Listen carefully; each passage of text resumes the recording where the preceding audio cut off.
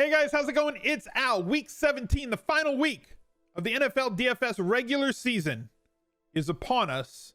And I'm going to give you a first look on Draftkings, kind of go through position by position, look at quarterbacks, look at teams, look at games. There's a lot of stuff that is way up in the air, just like every week 17. Week 17 is one of my two favorite weeks of the NFL DFS season. Week 1 is my favorite week. Week 17 is my next favorite week.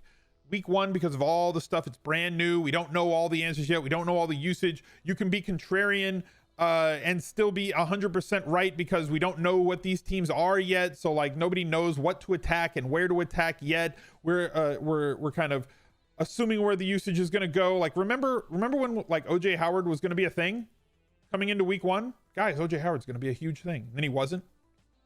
Right? So if you were one of the people that didn't believe that, and you faded OJ Howard early in the season when everybody was still trying to play him, while everybody was still drafting him as a tight end 5 on the season, and you said, no, that's way too high. I'm gonna come down. I'm gonna pay for Austin Hooper. And you played Austin Hooper the first few weeks when nobody else was on him. Great time to be contrarian. Week 17 presents another situation where we can research and we can dig and we can come up with stuff based on the backups on these teams, because some teams are already in a situation where they have absolutely nothing to play for, with Baltimore and Buffalo already locked into spots, and with the Monday night game going to go a long way to predict where Minnesota and Green Bay are going to play, and some other teams that are going to be resting players based on the fact that they're kind of locked into a spot where they're at, and other teams that have players that are going for specific records that they are chasing, that give us incentives to go after, or contract incentives.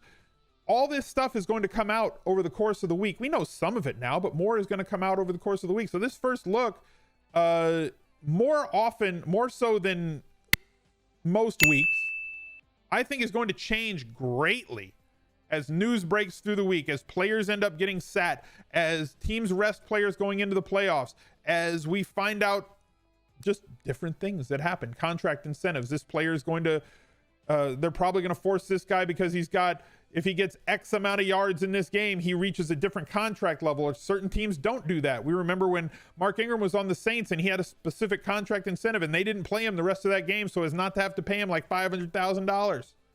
Other teams forcing guys into situations where they're going to reach milestones, like Michael Thomas last week, where he got the single season receptions record, or possibly this week, where Christian McCaffrey is chasing the third ever 1,000 yard rushing, 1,000 yard receiving day, and he only needs 67 or 66 yards receiving to get to that point.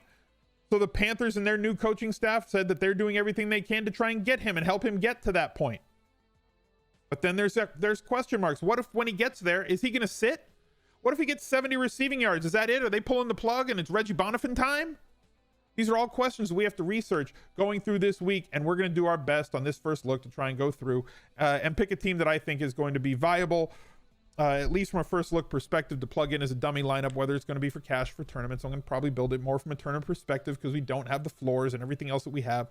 But there's going to be a lot of cheap running backs that are available. We're going to have some quarterbacks and wide receiver plays that we may not normally have on a normal week just because of players sitting. Like I said, Baltimore is going to probably rest everybody, but we don't know for sure, but I assume they're going to.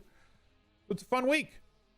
So if you'd be so kind, please drop a like on this video. Make sure that you subscribe to the channel, ring that notifications bell, because I will still be publishing videos when the playoffs get here. I don't want you to miss any one of them.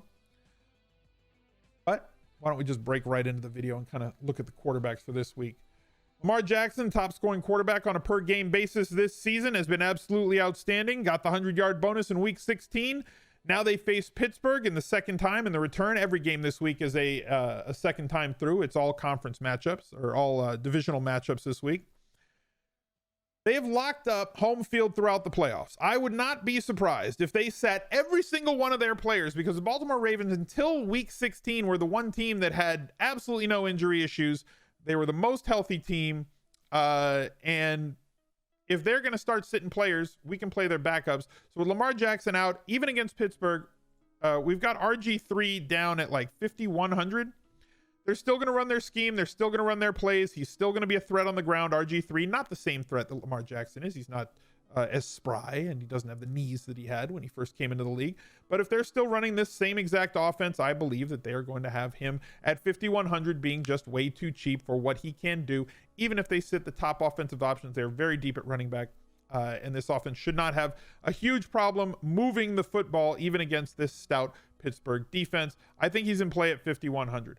Patrick Mahomes at 7,200. All the rest of these teams have something to play for. So Patrick Mahomes playing at the same time. They're a 1 p.m. kickoff Eastern time, just like the Patriots, who are saddled right in front of them. So they have to score. They have to make sure that they win this game.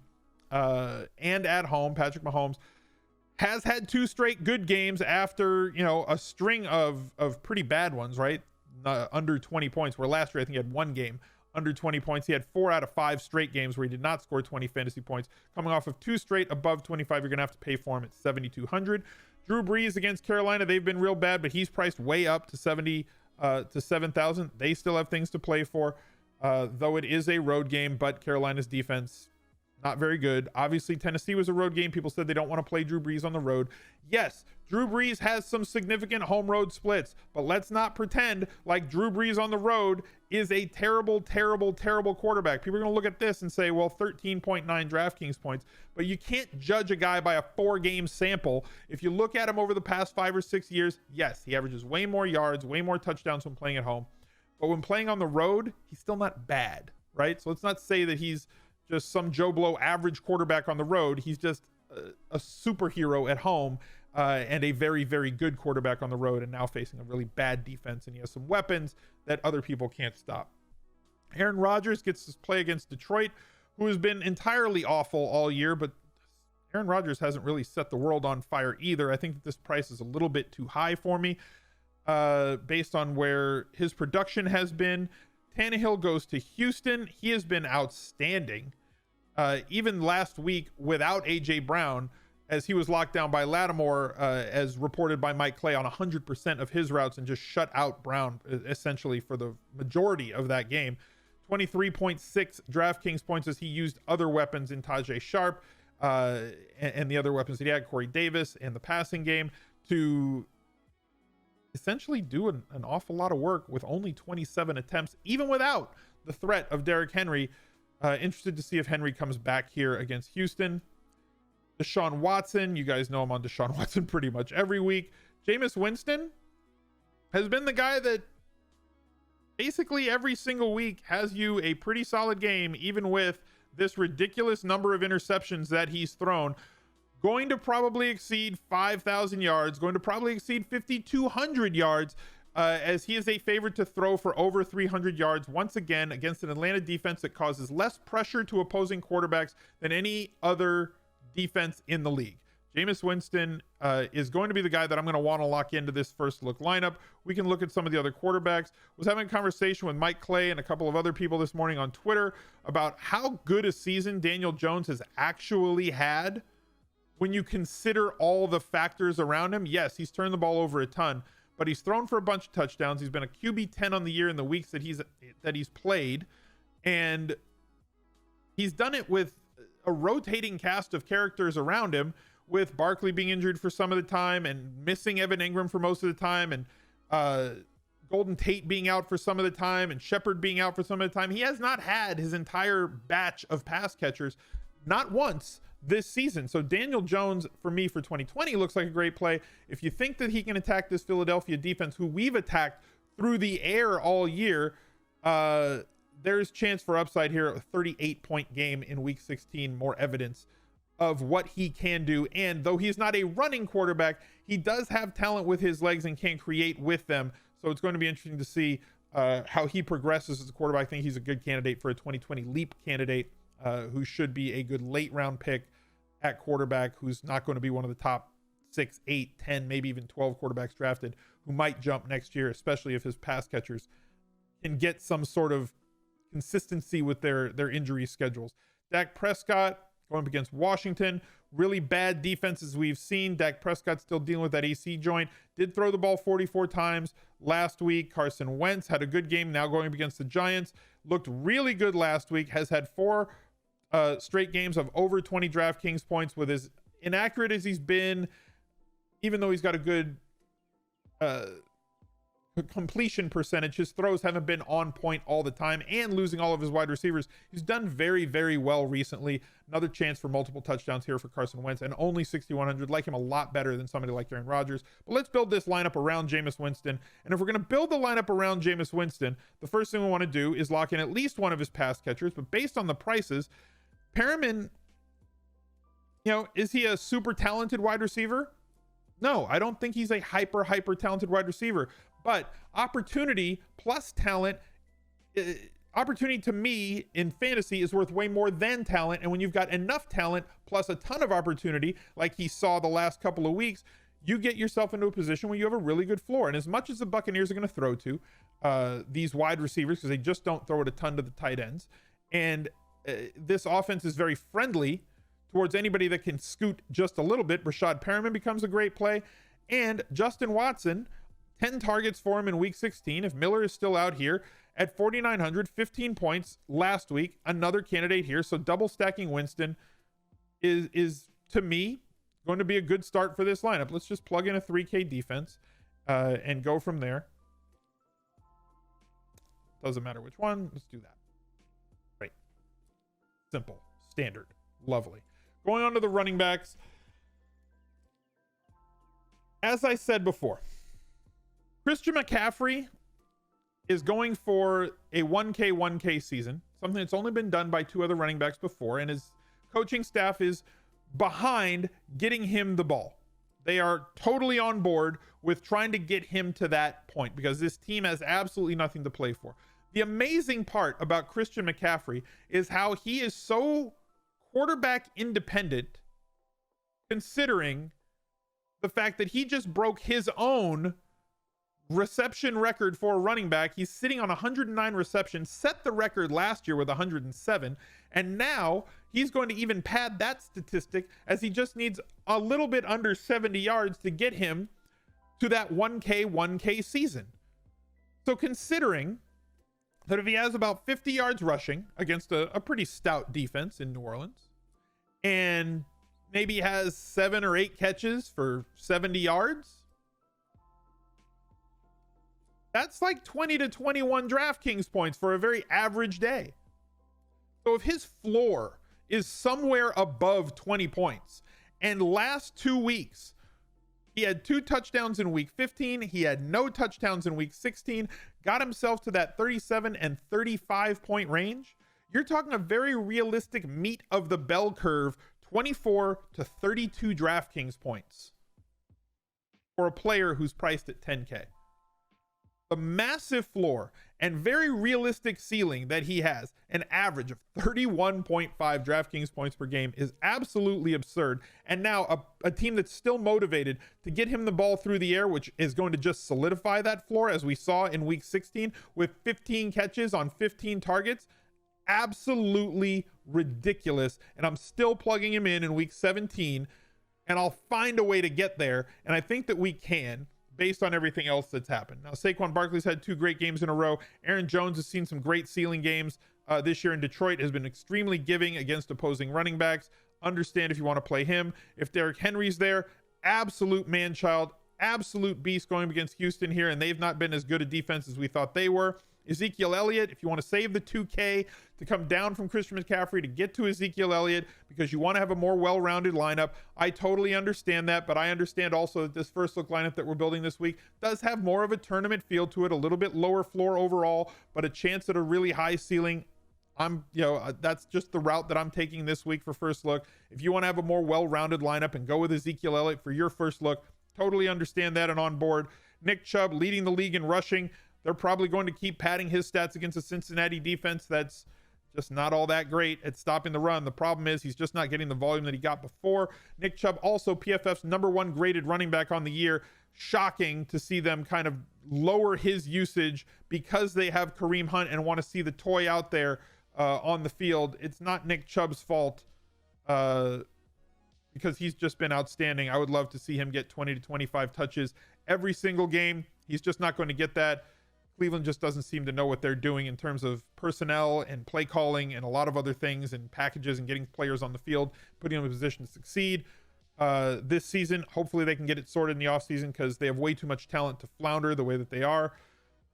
Leonard Fournette, still a great floor against Indy, right? You're talking about a guy that's got maybe a 12 to a 15 point floor every week because of his amount of targets that he sees, but this team has been very, very, very bad and has been torn apart from the inside out.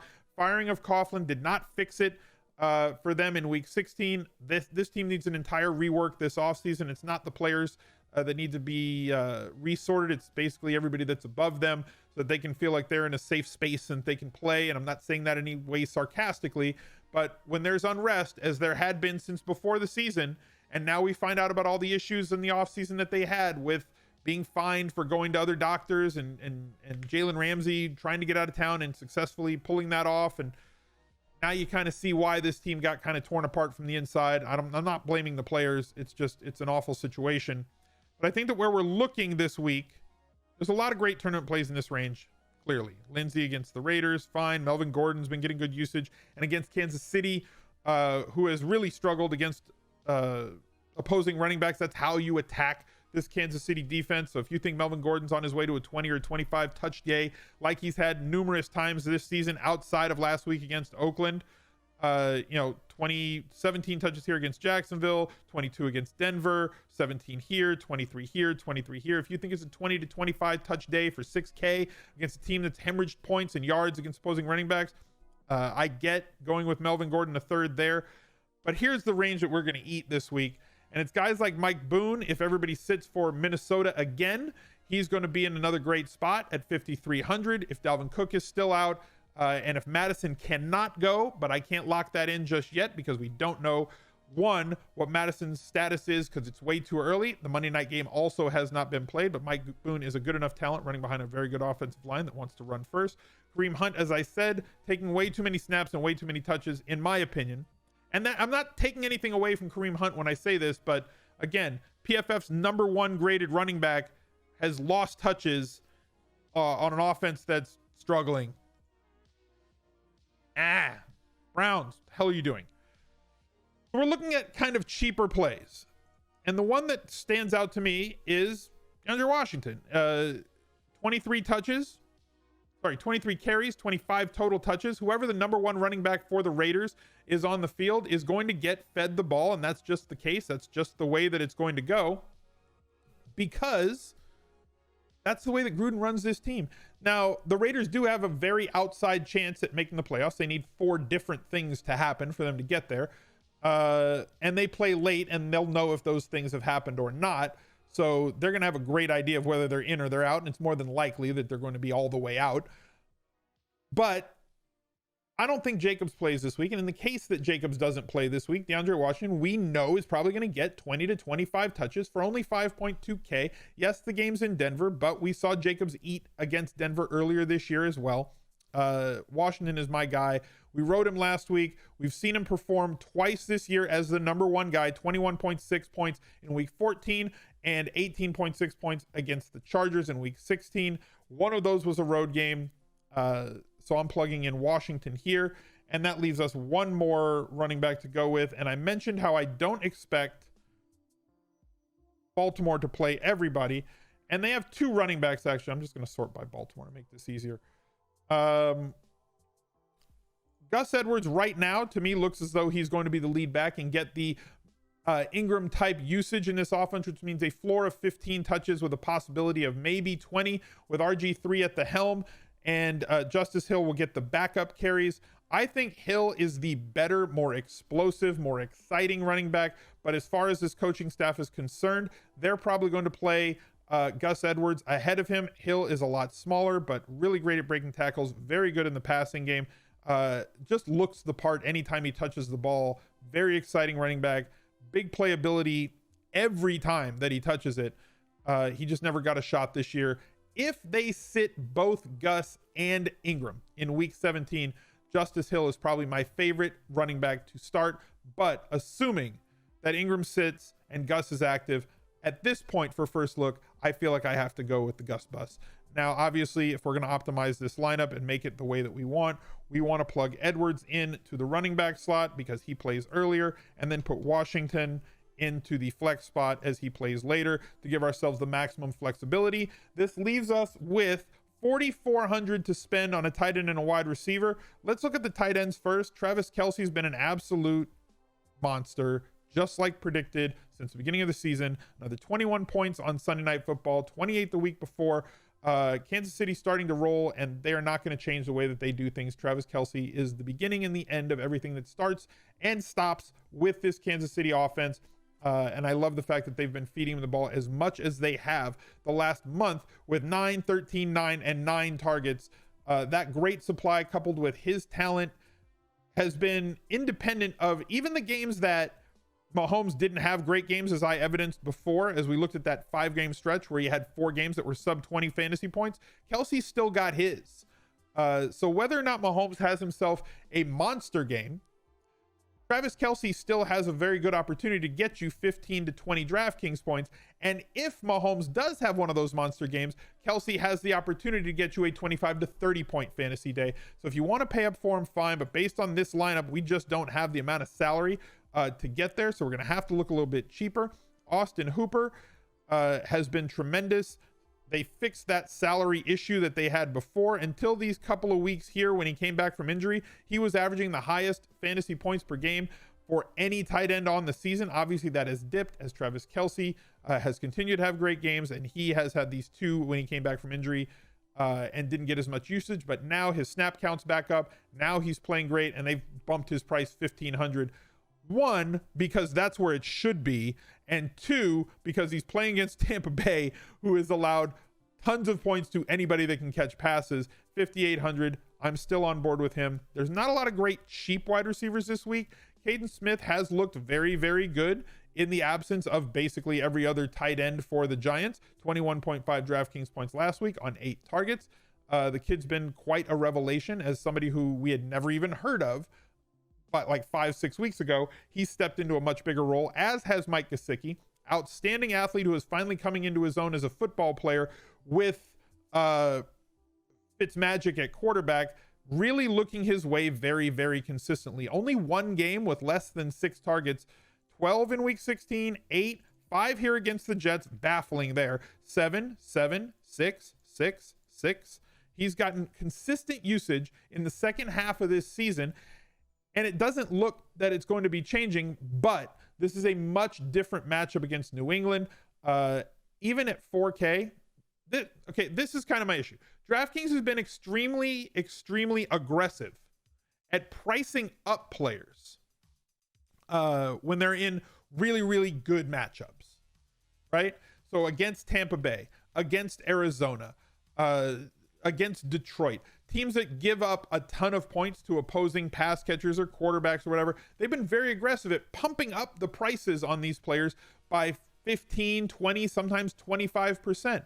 But when they play New England, a team that is really, really good against opposing pass catchers with their linebackers and defensive backs and safeties, you would assume that they would price these players down 10, 15, 25%.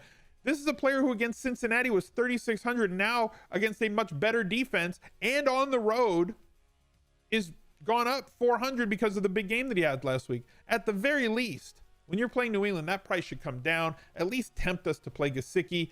I still think he's a little playable, but like, I don't know that we have a shot at a ceiling game here. We might have a volume floor if they have to throw it a ton, and maybe he sees a couple extra targets, gets 8 targets, maybe he catches 4 of those balls, but we're going to have to hope for some of that athleticism to come through and for him to maybe break a tackle and get 50, 60 yards for him to even approach having a 20-point game this week. So low probability here for Gesicki, but you're also going to have low ownership that's going to go along with it because of the matchup here. For me, Tyler Higbee's been the dream for the last month. And with Gerald Everett coming back last week, thank God Coach McVay did not galaxy brain this one, as he has been doing for the past 4 months with a lot of different decisions that he's made, and just kept Higbee on the field, even though Everett came back from injury. There was a fear, and for me as well, that Higbee might see a drop in snaps, that Everett might play into it a little bit, and that he might see less targets against San Francisco. He did not. Still 11 targets, caught 9 of those balls, 22 DraftKings points, 4 straight games of over 100 receiving yards for Tyler Higbee, a massive part now of this Rams offense. And at 5,600 against the Arizona Cardinals, who do nothing but hemorrhage points to opposing tight ends, and was the beginning of the Higbee ascension, with 7 of 8 for 107 and a touchdown and 26 DraftKings points. I think we have a good enough floor here based on the recent snaps, volume, and role in this offense, that 15 points is not out of the realm of possibility. And if we get more, awesome, because for 5,600, that's what we kind of want. And the ceiling possibility is also what we want to couple with that. So give me Higbee here, leaving us 3,200. And as I said, I'm expecting a lot of guys to sit for Baltimore, which means an extra opportunity for Miles Boykin. Yes, this is a dart throw at this point of the show, but I think that other values are going to open up as the week progresses. Pittsburgh is a tough defense, but you don't need very many opportunities for a wide receiver in this offense to get deep. There will be opportunities with the RPO and everything that they run in this offense, even though it's RG3 and not Lamar Jackson, for Boykin to catch maybe 2 or 3 balls on 4 or 5 targets, and one of them hopefully a long ball, as he is a fantastic athlete. So that's going to be the first look lineup for week 17. As I've said before, it's not a copy paste lineup. If you just fast forward to this spot in the video because you wanted to see the full lineup, there it is. If you copy and paste that to a lineup, because I built a lineup on Monday on the week that everything changes more than any other week during the season, you are an idiot. Don't be an idiot. If you guys appreciated the content, please drop a like on the video. Please drop a like on the video. Subscribe to the channel. Make sure that you ring that notifications bell. And until that next video, I'll catch you guys later. Bye. He's a legend.